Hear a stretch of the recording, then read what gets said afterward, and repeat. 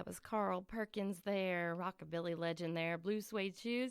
We're going to be talking to Randy C. Moore very shortly here, and as I was looking on his website and reading more about Randy, I saw that he worked with Carl Perkins, and I thought it'd be great to play one of those songs today.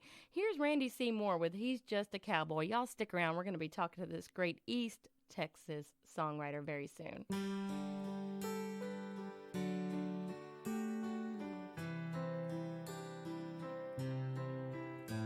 Oh, the high desert snow came in early October. The icy winds cut through his coat.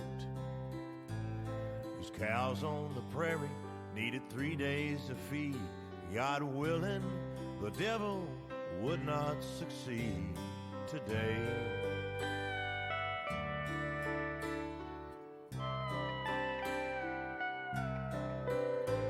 As the day came to closing, he knelt by the fire, felt his bones starting to thaw. The stars in the sky looked down for a spell, knowing he'd beaten another cold day to hell. He's his own boss, don't boss him around. He can bulldog the devil down to the ground. A Renaissance man, 2 steps out of time. But he's just a cowboy, and a cowboy is one of a kind.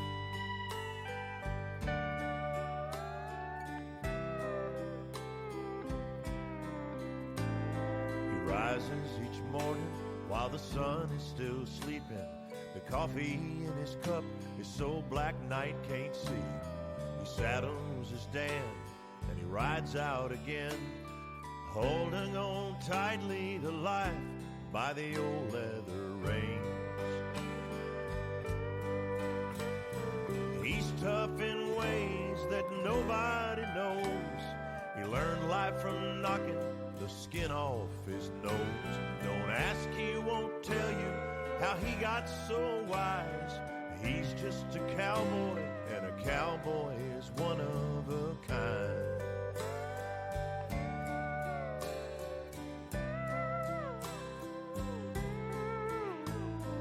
He never dreamed of castles or kingdoms, or heroes from comic book pages.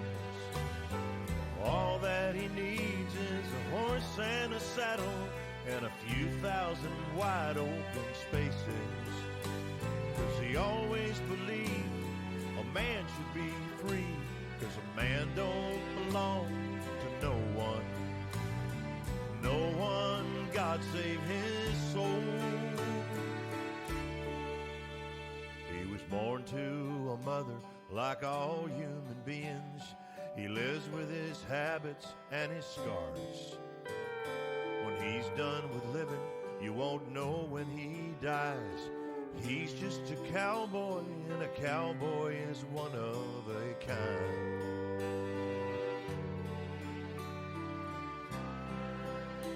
Yes, a cowboy is one of a kind.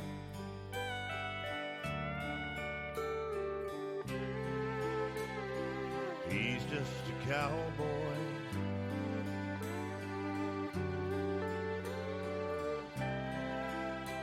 He's one of a kind. That's Randy C. Moore. He's just a cowboy. And I promised you we would have him live on the air today. Randy, are you there? I'm here. Yay, how you doing today? Great. Good afternoon. Good afternoon to you. Your new project is called Lufkin. Tell us about that. That's where you are, isn't it? Yes, I named it after my new hometown here in Texas that I live. I'm originally from a little place called Humble, Texas, which is north of Houston, and lived in Nashville for many years and decided I wanted to move back to Texas. You know, there's just something about this place. When you grow up around here, it feels like home, and so I feel like I'm home. So Yeah. Lufkin has the same feel as what it was like when I was growing up in Humble. So I love the place so much that when I got here, I sort of got energized to make a record. So I made an album while I was here, and so I thought, well, I'll just name it after the town. What the heck? I love it. It's catchy. Yeah, I wasn't familiar with Lufkin, but as soon as I saw the name of your album, I thought that's got to be a Texas town. Yeah, little old town, 35,000 people. We got a Walmart and, a couple of hardware stores, groceries, and a couple of car washes. And what the heck, barbecue, Chinese food, and all the Mexican food you could probably eat for the rest of your life. Oh, some of the best Mexican food ever down there in Texas. Yeah. And right now it's crawfish season, so everybody's got the crawfish bowls going big time. Oh, that's cool. Now, listen, you're no stranger to Nashville, but you're no stranger to Columbia, Tennessee. You've been here. Sure, I've done a couple of radio shows down there with our buddy George Hamilton V, and I've been to Mule Day. I've always loved that, and I played in the let's see, they have a festival down there. I played in the square a couple of times, right there in the square. When they have I think it's in the fall. Now they used to have a Southern Fried Festival. Southern Fried, yeah, yes, that's what it was. Yeah, I played that. Always had a good time.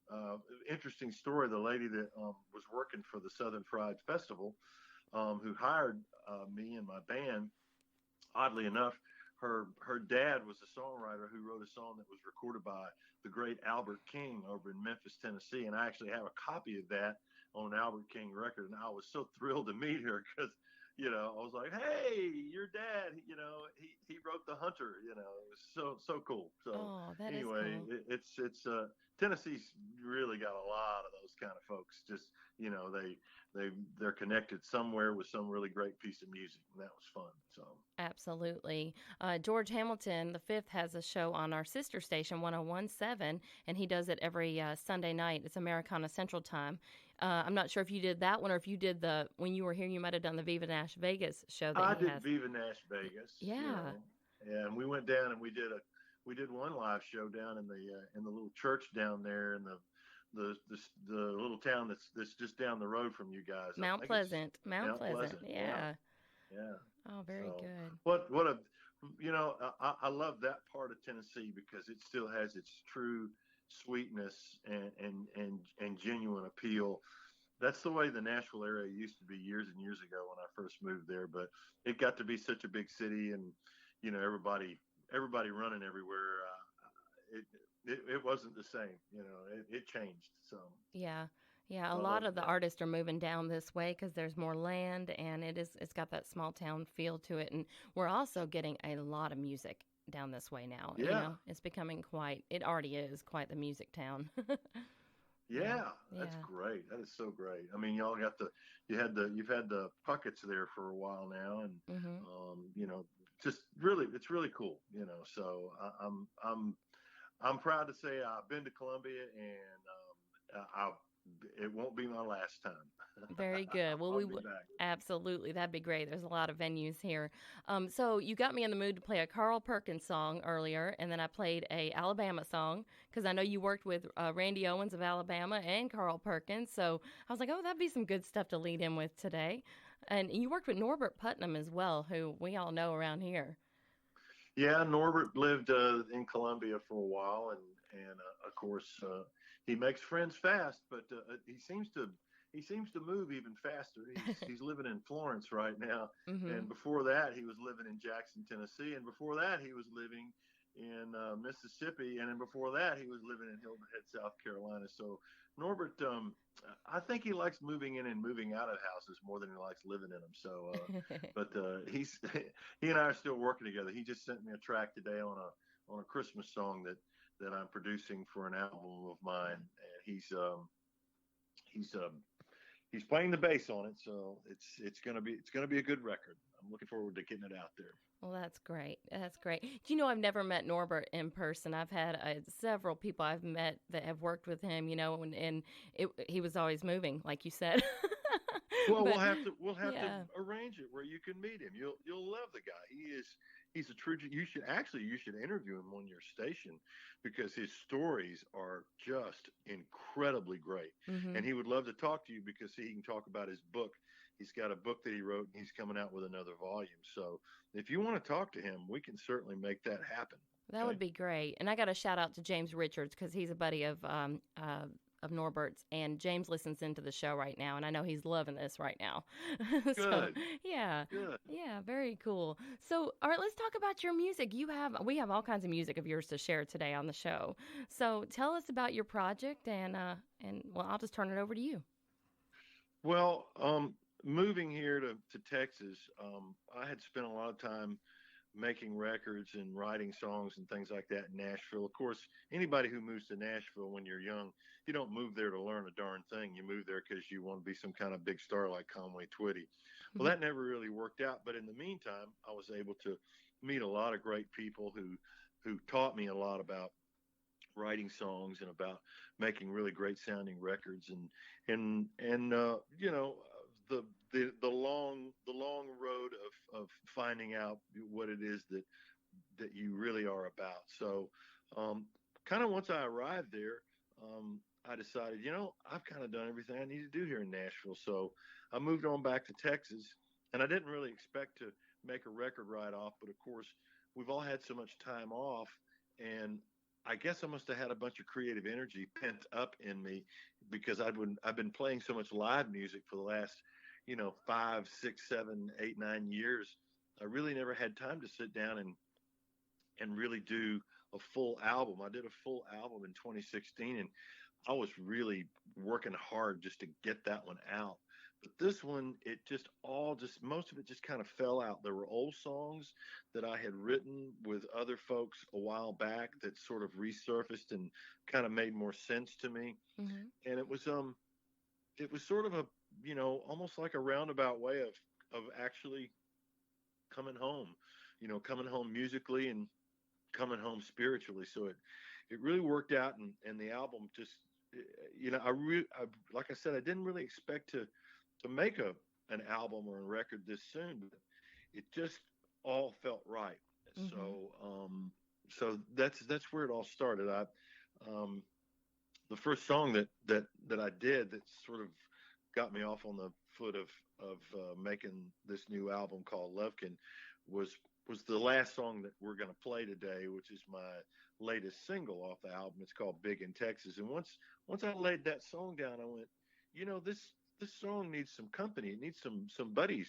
Mm-hmm. So I had a few other songs that were popping up in my head. I had an old song that I had written with a guy named Jesse Hunter, a sweet old country artist guy. Actually old, he's about my age, but we had written a song, and I was never really crazy about the title, but all of the verses and everything in it were just great. And so I sort of reconstructed it a little bit into this song called Back in the Day, and it really took on a life of its own, and all the lyrics in that song are 25 years old, but for some reason they still seem to be relevant today. So so things like that happened on the record. I had a song that I had written that my dad actually got to hear. It was a song about me and Dad going fishing. It's called Daddy, Let's Go Fishing. And I love having that on this new album. I had done a few versions before, but never one that I really, really loved.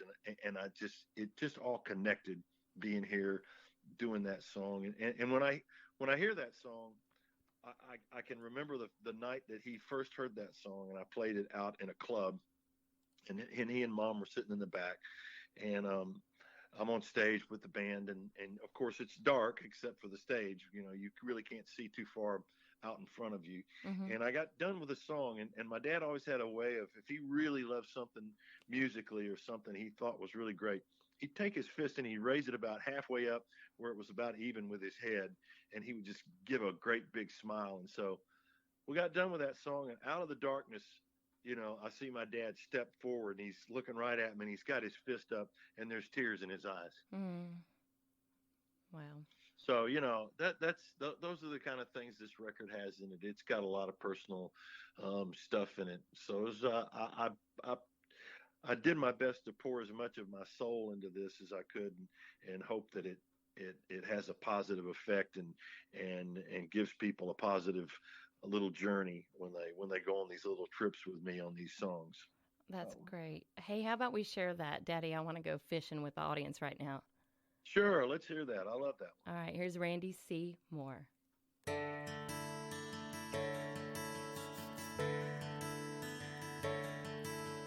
A million stars were in the sky, 4 a.m. on the 5th of July. We headed out to Toledo Bend, me and Daddy going fishing again. He said we'll be there in an hour or so. Charlie Rich was on the radio. I said, I hope that we get lucky today. He nodded his head and I heard him say, if the good Lord's willing and the mercury runs, we'll be on the water before the sun. With rods, reels, and spinner baits, we'll cast our troubles out into the lake. 'Cause life is a whole lot better when the fishing's fine. And there's a little bit of heaven at the end of that line.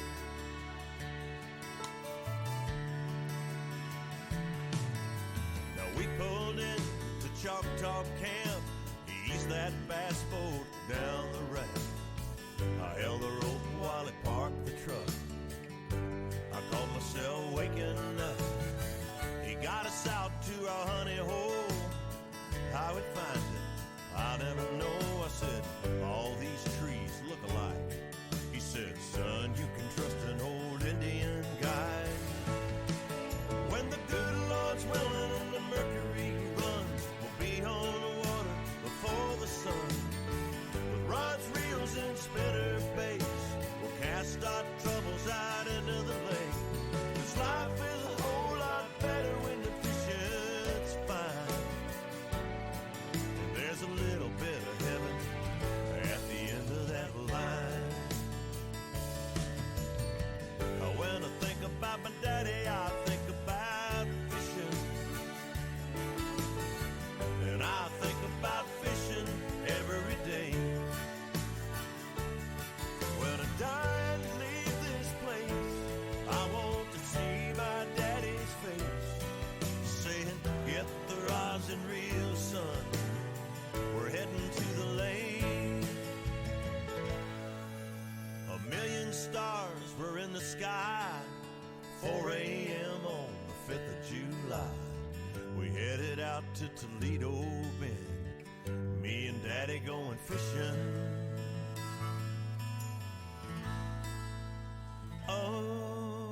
again.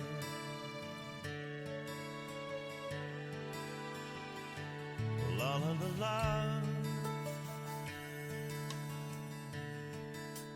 Come on, let's go fishing.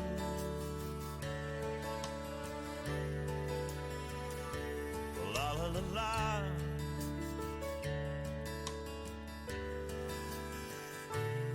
Grab the rods and reels. How does it feel? Son, don't you wanna go fishing? Daddy, I wanna go fishing. That's Randy C. Moore. And I know a lot of people can relate to that song, Randy. That's beautiful. Yeah, fishing. Heck, it's probably one of the oldest things in the world. What did Jesus say? He said, I will make you fishermen of men.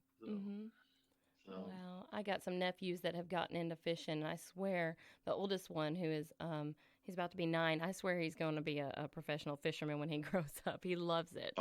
Yeah. Hey, listen, it's a fever. I've seen people. Me and my dad, when we were fishing earlier on, he would have friends. He would take them fishing, and they would be enthusiasts of some other sport like golf. They would sell their golf clubs, their cart, and everything, and go out the next day and buy a boat and go fishing. They would just go crazy over it. So it'll get you. It'll get inside you. Oh, it's neat. Just like the music, huh? Yeah. Hey, I want to encourage everybody to go to your website, randycmoore.com, because you have a lot of things listed there. Whenever you have a new show coming up, they can find out where you're going to be. They can also follow you on all the social media platforms. And you only have to remember one thing, y'all, the website, randycmoore.com. So tell me about your shows that you have coming, because you do have some things lined up, it looks like. I'm going to be doing several things here in the East Texas area. And most of these things are little breweries and draft houses and things like that. So I get a good listening audience when I do that. It's a real sociable listening audience thing, Mm-hmm. not a Bluebird Cafe type of thing where people have to kind of feel like that they paid $45 to go see a ballet or something. It's just a little more casual, which I like because my favorite thing to do is really make people feel like they're sitting in my living room. Because when I started out and playing music, that's where I started out. I started out playing in my folks' living room for their friends. And, mom would fix everybody, something to drink and bring them a little something to eat. And they'd sit around and I'd play songs for them on a little stool. And, everything I've ever done that ever worked, that was really the basis, was my parents' living room. So, Wow. so whenever I play these shows that it's just me and my guitar, um, I do my songs. I do other songs. I'll tell some stories about, maybe like you mentioned, Carl Perkins, or uh, you know any other, maybe an artist or a writer that I've written with, or maybe I'll tell people how a song came about, how what a writer did, or my buddy uh, my buddy Bob McDill that I went duck hunting with years ago, out in West Tennessee. We were out and we had gotten done. We were all sitting around the fire in this big cabin, and I looked at him and I said, Bob, I said, your songs are great, but my favorite is a song that Don Williams recorded of yours called "Good Old Boys Like Me." I said, what's the story behind that? Because that song has so much in it, lyrically. He Mm-hmm. said, Randy, he said, I'm going to be honest with you. He said, I wrote that song because the Dukes of Hazzard was popular on television. And he said, they played that damn Waylon Jennings song all the time, Good Old Boys. And he said, I couldn't stand it. He said, I had to write a song that had that title so I could get that song of Waylon Jennings out of my head. That's good. That is funny.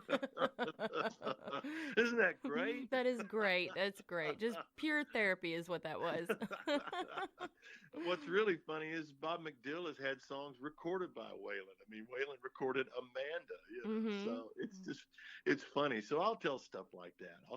I'll try to get people interested on that level, because if you know these things and other people don't know them, it's a good way to kind of break the ice and try to let them get to know you, and they go, oh, hey, this guy's okay.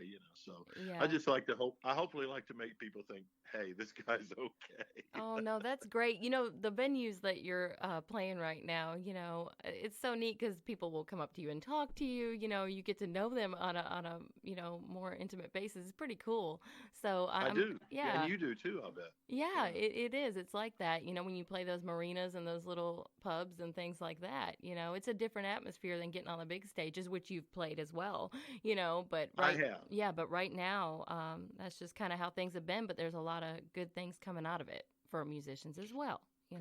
There is, and there's a couple of things about doing that, and doing it that way. One is, um, nobody really does what you and I do on the level that we do it unless we just love it, because there's obviously not a lot of money in it. And seriously, I tell people all the time who want to do this and they get started, I say, look, if you want to do this because you love it. Because if you do it for any other reason, your expectations will never be met. But if you love it, your expectations will always be met. The next thing is, and I have an answer for people who do this, because I've been asked this question, not a lot, but sometimes people will say, well, how come you're not a big star? How come you're not on a big stage doing a big tour? I look at them and I say, if I was on a big stage or on a big tour, I said, you and I would never be able to sit here and have this conversation. Mhm. I would never get to meet you. So I would miss out on a lot of experiences if I was being, hidden behind a bunch of curtains and walls and bus wheels and stuff. So Mhm.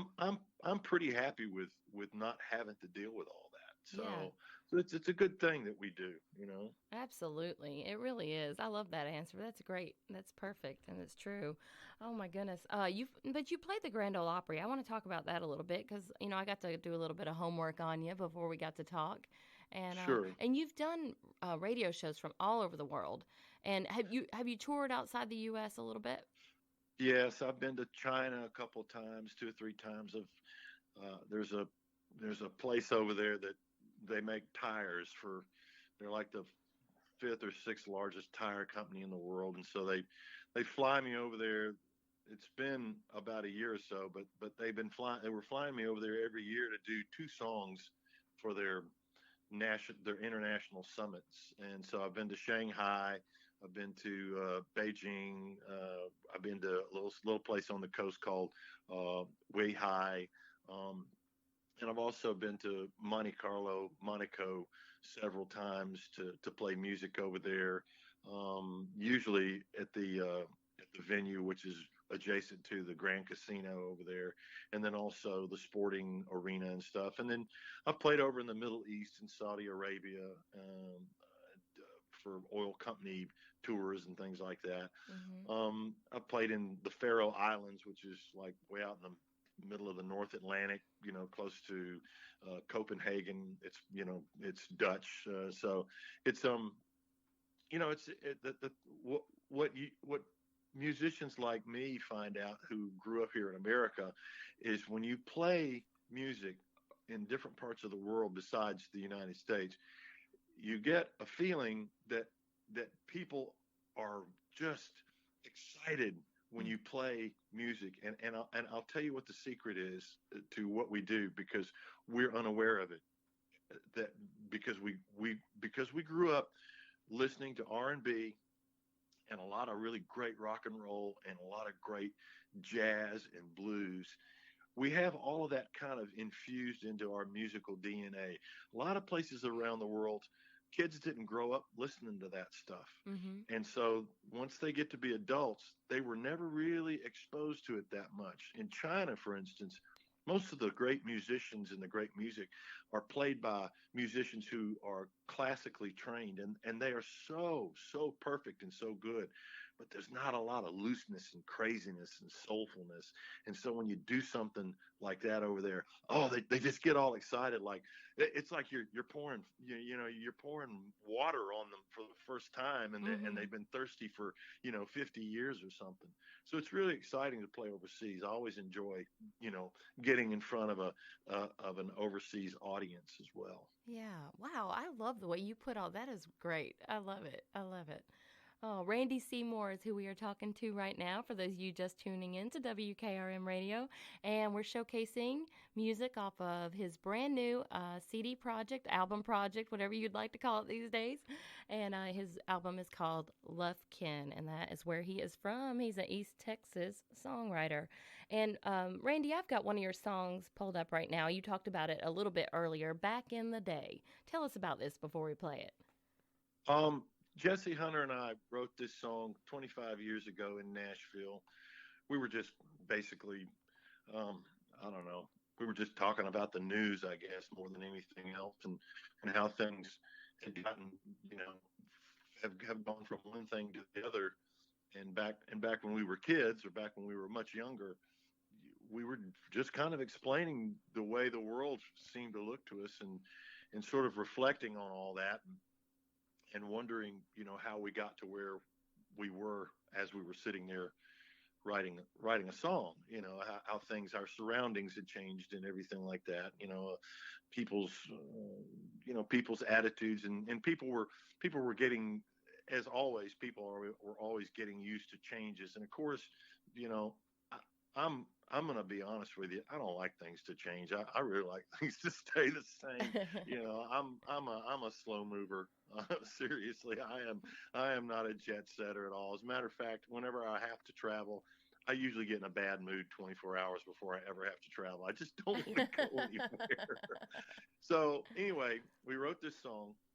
It had a different title to it. The title was a little more aggressive, and for what's been going on in the last year, all the lyrics of this song came back to the surface for me, and I went, okay, this song, the message of this song is relevant, but the title of the song and the aggressiveness in it is not relevant. So I went the other way with it, and I just kind of massaged it and kind of messed around with it, and I came up with the words Back in the Day just kind of came out at the end of a chorus that I was singing, and it worked because, well, I kept hearing people say this through all the craziness. Well, back in the day, well, of course, that's the way things were. They're not that way now, and tomorrow they won't be the way they are today. Right. So back in the day is it's reflecting. It's almost saying, this is my base. This is my solid ground I'm standing on, even though I can't see it anymore. It's still there for me. So back in the day, that's kind of where it's going for me, I guess. All right. Here's Randy C. Moore.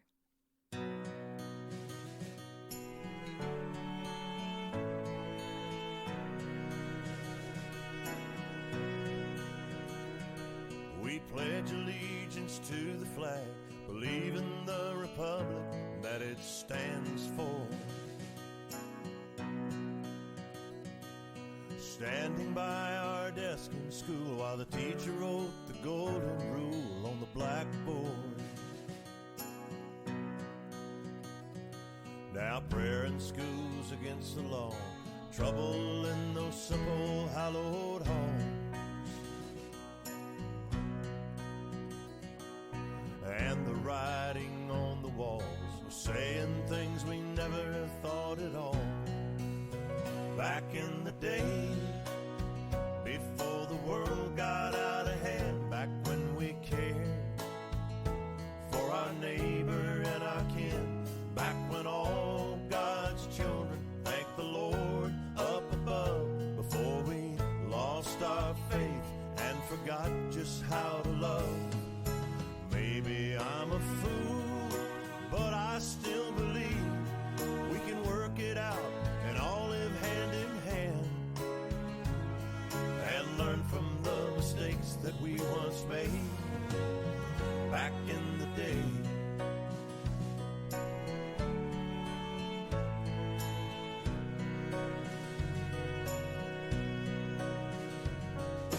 Black and white can't get along.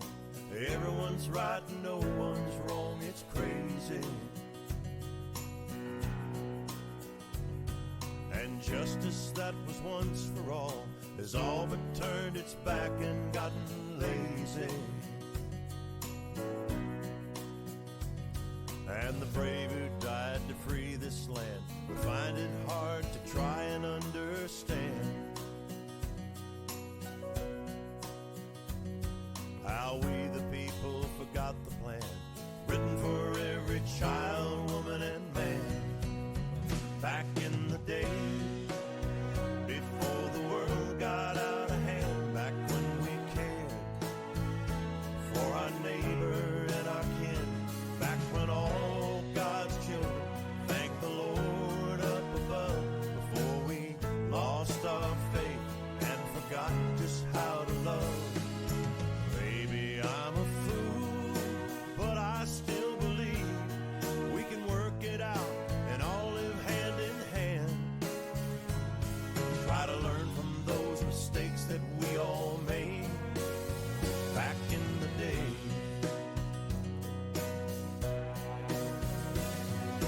Maybe I'm a fool, but I still believe we can work it out and all live hand in hand. There was a time before we learned to hate back in the day.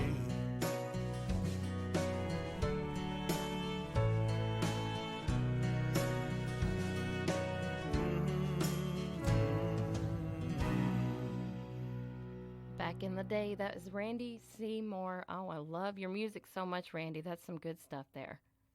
Well, thank you. Thank you. Is it Brenda Lynn or Brenda? Brenda Lynn. Brenda Lynn, yep. Brenda Lynn, thank you so much, dear. Thank you for including me on your show. I thank you so much. I hope this is not the last time, and I do hope to catch a live show of yours next time I do venture down to Texas, or when you make it here to Nashville and Muletown. So. Well, make sure you bring something to play, because I'll make you work while I sit around and have fun. All right, you too. Oh, that's great. Hey, so we want to tell everybody one more time, or at least two more times, about your website, because we want to drive everyone there, because I know the folks listening in today have just fallen in love with you and your music. So y'all can go follow him on social media. All you have to do is go to randyseymour.com, and you'll find all the links there. You'll find out where he's going to be in your area, and he will start traveling again, and he's got this brand new music out, and you can follow the links on how to get his music as well. So go to randyseymour.com. Had to throw that in there, Randy. Good. Yeah. Yeah, that's all good. Yeah, and I want to shout out to Jenny Foley, too, because she helped set this up today. Jenny's she's the Energizer Bunny, so I'm glad to have her on my team. Yeah, she seems really sweet. We met through Facebook, I believe, and she was tuning into the show and said she listened in and introduced me to you. So that's so cool how that happens. What is Facebook? What is that? Sometimes it's Nosebook. Yeah. No. Whatever. Don't get me started. But I think you're on there. Yeah, I am. As a matter of fact, I have so many social media, outlets that I tell people all the time. How many front doors do you have to have on the same house to get in? So. Oh, that's great. Hey, before you go today, what do you want to say to your fans listening in? Because I know you have several. Well, I just want to tell everybody that, this has been a pretty rough 12 to 13 months that's been going on around our country and around the world. And I want them to know that even though it looks pretty bleak, or it has looked pretty bleak, this is nothing compared to what, our parents and our grandparents have gone through. So we can get through this. We're actually on the tail end of it right now. It just seems like it just keeps continuing, but just everybody hang in there and relax, because you're going to look back on this 2 years from now and you're going to go, boy, I sure don't have as much time as I did back then to kind of just goof off. So so enjoy what God has given you, because even though it seems like it's been wrapped in some pretty ugly packaging, it's actually something to kind of remind you, what, live, appreciate your life and enjoy yourself. Enjoy now. So just everybody try to do that. I mean, it's sunshiny here right now today. It's 71 degrees. I'm going to go hit some golf balls. So just enjoy your life and don't worry about things and please don't lay your expectations out there in front of your happiness, because that's not a good habit. So just enjoy what God's given you. Oh, Randy Seymour, thank you for those words. You just give me chills. It's so great talking to you today, and it's sunny and pretty here too, and I do hope everyone's enjoying their day. You've just been wonderful. I want to close with your newest single, so I'm going to let you introduce it, and I'm just going to push the play button. Okay, this is a song that I wrote several years ago with a friend of mine named David Lee. He's a songwriter here in the hill country of Texas now, but he was a big old Nashville songwriter. He's a good friend, and this song is it's about as straight out of Texas and a story song that I've ever been involved with, and recording it made me want to make a whole album that would go around it. So I hope everybody enjoys this little journey back home. It's called Big in Texas.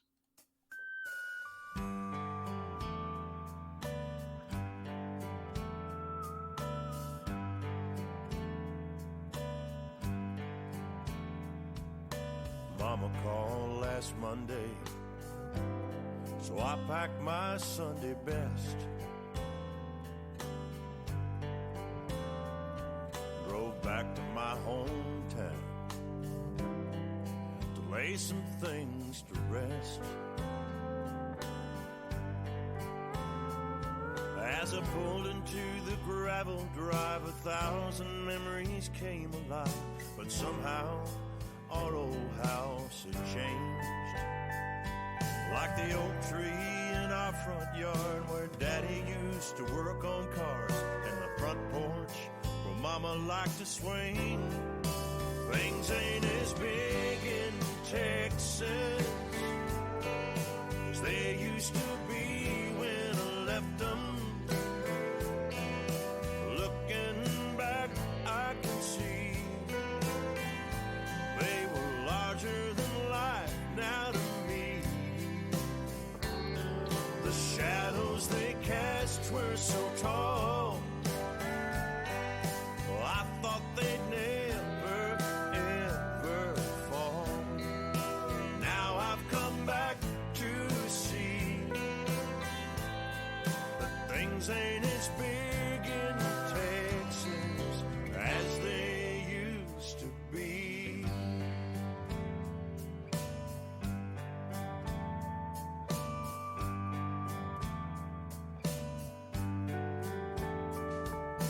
Daddy was a working man, and work was all that he believed. So we didn't see eye to eye when I left home to chase my dreams. We built a wall of foolish pride to prove who had the righter side. Some years we never even spoke, but today the wall came tumbling down as we laid Daddy in the ground. It's taken time and tears for me to know things ain't as big in Texas as they used to